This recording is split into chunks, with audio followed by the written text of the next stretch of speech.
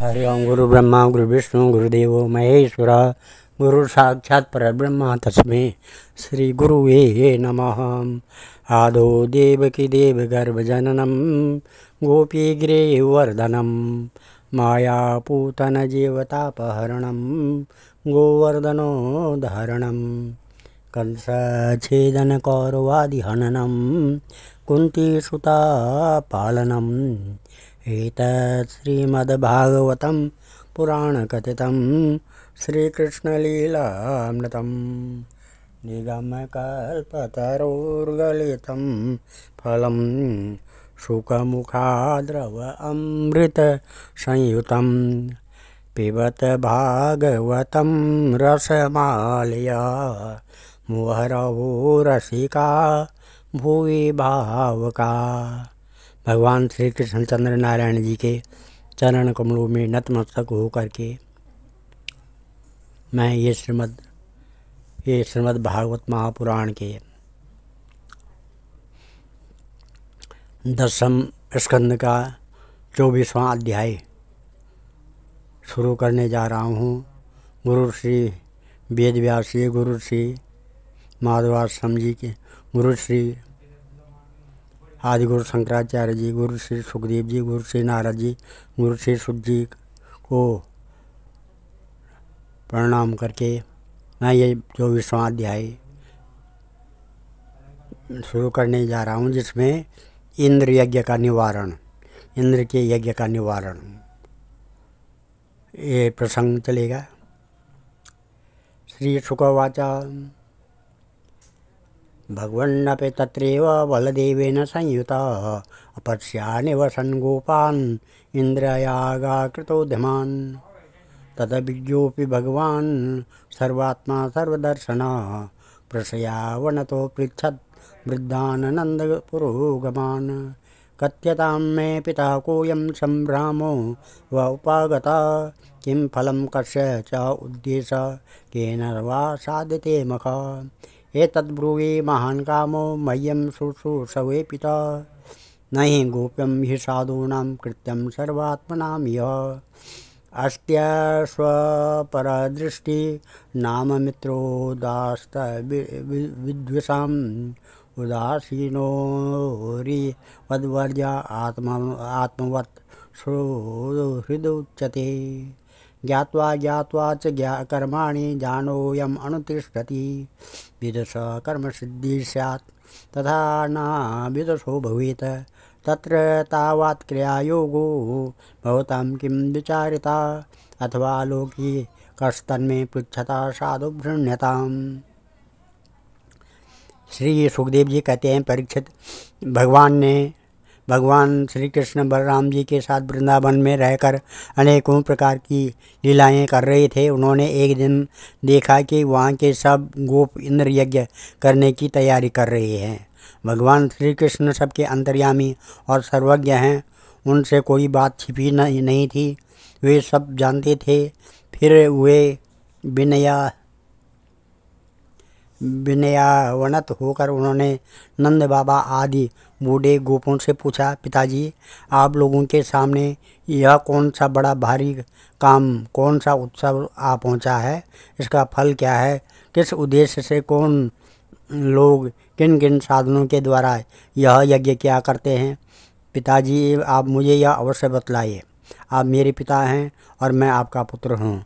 ये बातें सुनने के लिए मुझे बड़ी उत्कंठा भी है। पिताजी, जो संत पुरुष सबको अपनी आत्मा मानते हैं, जिनकी दृष्टि में अपने और पराये का भेद नहीं है, जिनका न कोई मित्र है, न शत्रु और न उदासीन, उनके पास छिपाने की तो कोई बात होती ही नहीं। परंतु यदि ऐसी स्थिति न हो तो रहस्य की बात शत्रु की भी भांति उदासीन से भी नहीं कहनी चाहिए। मित्र तो अपने समान ही कहा गया है, इसलिए उससे कोई बात छिपाई नहीं जाती है। यह संसारी मनुष्य समझे बेसमझे अनेकों प्रकार के कर्मों का अनुष्ठान करता है। उनमें से समझ बूझ कर करने वाले पुरुषों के कर्म कैसे सफल होते हैं, वैसे बेसमझ के नहीं। अतः इस समय आप लोग जो क्रिया योग करने जा रहे हैं वह सूर्योदयों के साथ विचारित शास्त्र सम्मत है अथवा लौकिक ही है।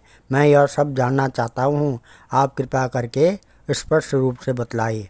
नंद बाबा ने कहा, पर्जन्यो भगवान इंद्रो मेघास्तस्यात्ममूर्तयो ते विहिर्वर्षन्ति भूतानां प्रीणनं जीवनं पय तं ताता वयमन्ये च वामूर्तां पतिमेश्वरं द्रव्येस्तद्रेतसा सिद्धिर्जायन्ते क्रतुभिर्नरा तत्सेनेनोपजीवन्ति त्रिवर्गफलहेतवे पुंसां पुरुषकाराणां पर्जन्या फलभावना एवं विसृज्येद्धर्म परम पर्यागतं नरा कामात् लोभात् भयात् द्वेषात् सावे नाप्नोति शोभनम्।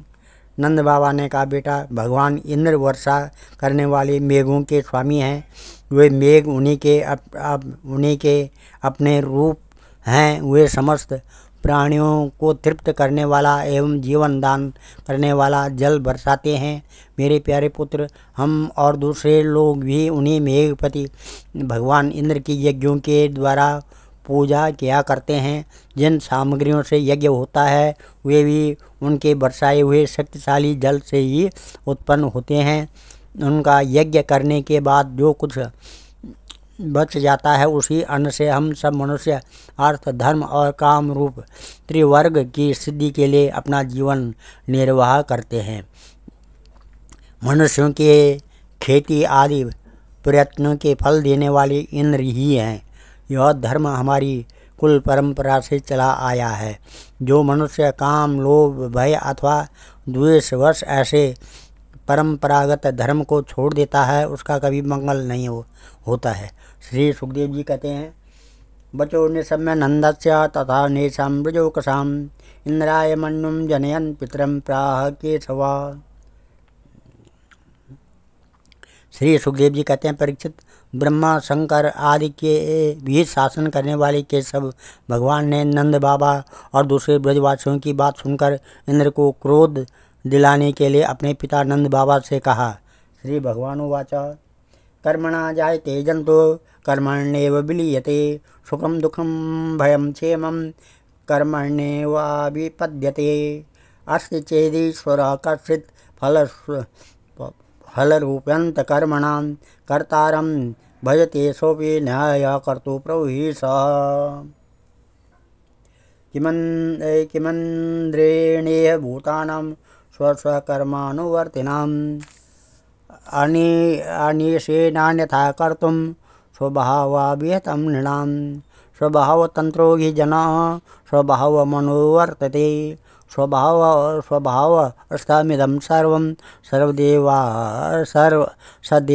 सदेवासुरमानुषं देहानुचावच्चाचन्तुः प्रात्यो सृजति कर्मणां शत्रुर्मित्रम् उदासीनं कर्मेव गुरुम् ईश्वरः तस्मात् सम्पूजयेत् कर्म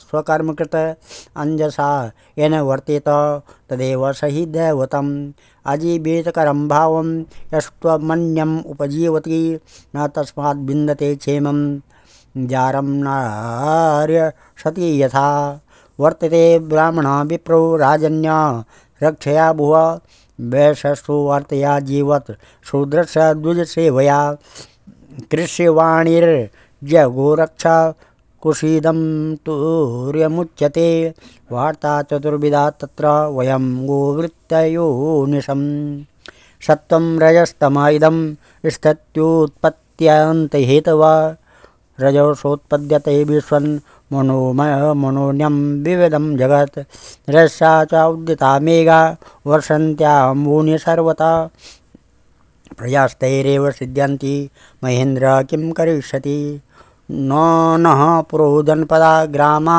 न गुया वयं नित्यं वनौकसस्तात वनशैलनिवासिनं तस्मात् गवां ब्राह्मणानां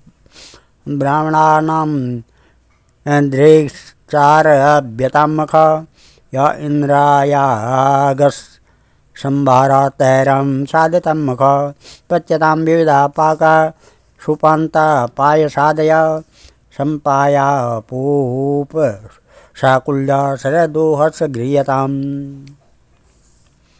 हूयन्ताम् अग्नया सम्यग् ब्राह्मणे ब्रह्मवादिभिः अन्नं बहुविधं तेभ्यो देयं धेनु दक्षिणा अन्येश्चास्त्वा चाण्डाला पतितेभ्यो यथारथा यवसं च गतं दत्त्वा गिरिये दीयतां बलि स्वलङ्कृता भुक्तवन्ता स्वलिप्ता सुवाससा प्रदक्षिणः न कुरुता गोविप्राणालपर्वताम् एतन्मम मतं ताता क्रियतां यदि रोचते अयं गो ब्राह्मणाद्रीणां वयं च दयतो मख। श्री भगवान ने कहा,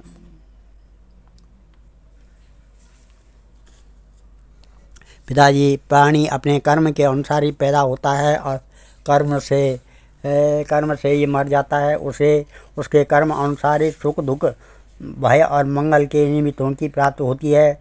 यदि कर्मों को ही सब कुछ मानकर उनसे भिन्न जीवों के कर्म का फल देने वाला ईश्वर माना भी जाए तो वह कर्म करने वालों को ही उनके कर्म के अनुसार फल दे सकता है। कर्म न करने वालों पर उसकी प्रभुता नहीं चल सकती है। जब सभी प्राणी अपने अपने कर्मों का ही फल भोग रहे हैं तब हमें इंद्र की क्या आवश्यकता है। पिताजी, जब वे पूर्व संस्कार के अनुसार प्राप्त होने वाले मनुष्यों के कर्म फल को बदल ही नहीं सकते तब उनसे प्रयोजन। मनुष्य अपने स्वभाव पूर्व संस्कारों के अधीन है, वह उसी का अनुसरण करता है। यहाँ तक कि देवता असुर मनुष्य आदि को लिए हुए यह सारा जगत स्वभाव में ही स्थित है। जीव अपने कर्मों के अनुसार उत्तम और अधम शरीरों को ग्रहण करता और छोड़ता रहता है। अपने कर्मों के अनुसार ही वह शत्रु है, यह मित्र है, यह उदासीन है, ऐसा व्यवहार करता है।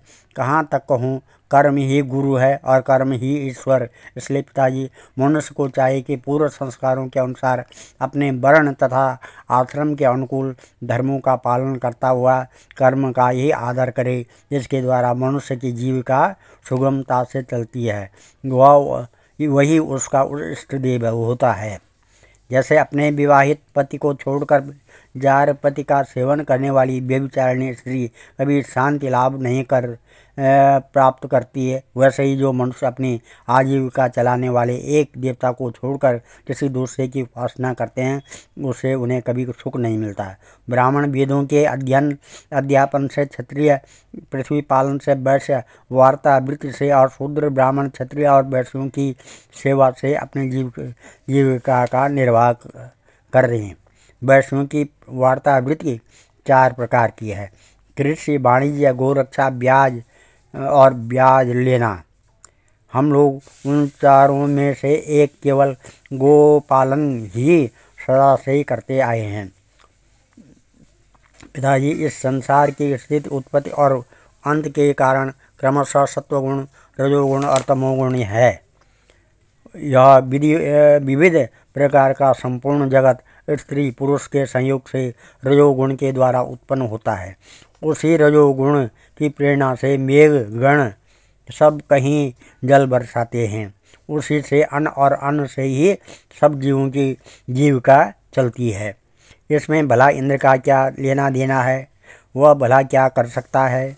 पिताजी, न तो हमारे पास किसी देश का राज्य है न तो बड़े बड़े नगर ही हमारे अधीन हैं। हमारे पास गांव या घर भी नहीं है। हम तो सदा के वनवासी हैं। वन और पहाड़ ही हमारे घर हैं।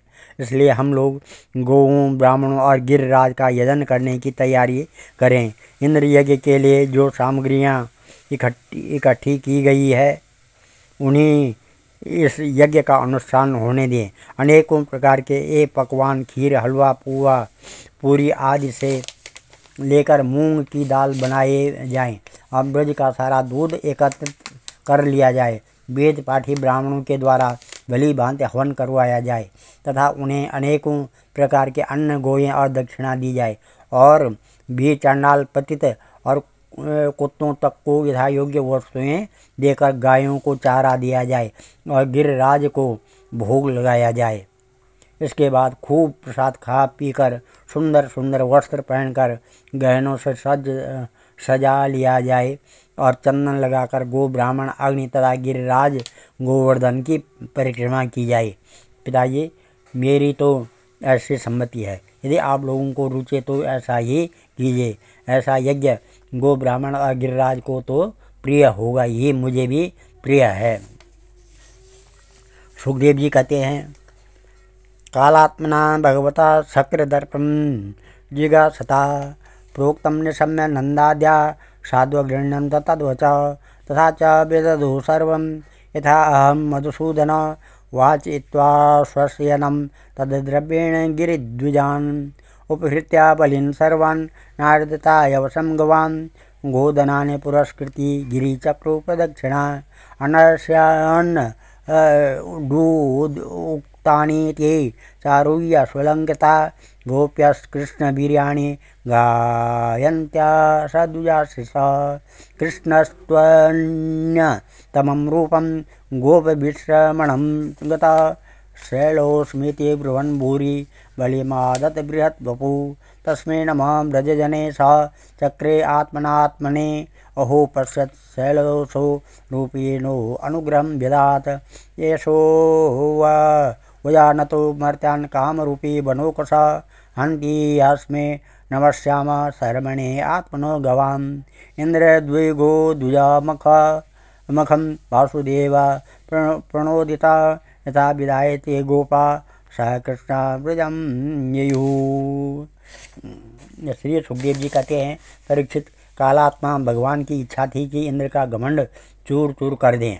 नंद बाबा ये आदि गोपों ने उनकी बात सुनकर बड़ी प्रसन्नता से स्वीकार कर लिया। भगवान श्री कृष्ण ने जिस प्रकार यज्ञ करने को कहा था वैसा ही यज्ञ उन्होंने प्रारंभ किया। पहले ही ब्राह्मणों से स्वस्ति वाचन कराकर उसी सामग्री से गिरिराज और ब्राह्मणों को सादर भेंट दी तथा गौओं को हरी हरी घास खिलाई।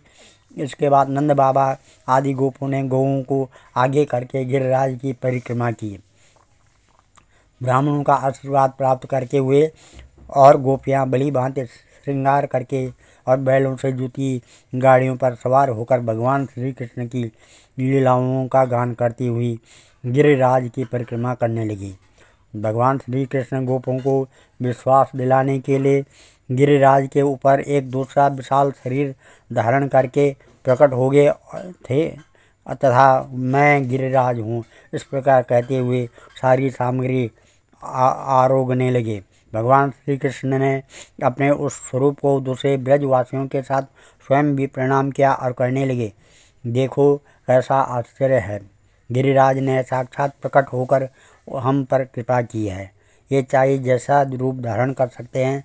जो वनवासी जीव इनका निरादर करते हैं उन्हें ये नष्ट कर डालते हैं। आओ अपना और गौओं का कल्याण करने के लिए इन गिरिराज को हम नमस्कार करें। इस प्रकार भगवान श्री कृष्ण की प्रेरणा से नंद बाबा आदि बड़े बूढ़े गोपों ने गिरिराज और गो ब्राह्मणों का विधि पूर्वक पूजन किया तथा फिर श्री कृष्ण के साथ सब ब्रज में लौट आए। आज हम इस कथा को यहीं पर विराम देते हैं। कल श्रीमद् भागवत महापुराण के 10वें स्कंद का 25वां अध्याय चलेगा, जिसमें भगवान का गोवर्धन धारण करना ये प्रसंग चलेगा। ओम नमः ध्येयं सदा परिभवग्नम विश्वदोहं तीर्थात् पदं शिववीरञ्चनुतं शरण्यं भृत्यातिहं प्रणतपालभवाब्धिपोतं वन्दे महापुरुष ते चरणारविन्दम्। ओम सर्वे भवन्तु सुखिनः, सर्वे सन्तु निरामया, सर्वे भद्राणि पश्यन्तु, मा कश्चित् दुःखभाग् भवेत्। धन्यवाद।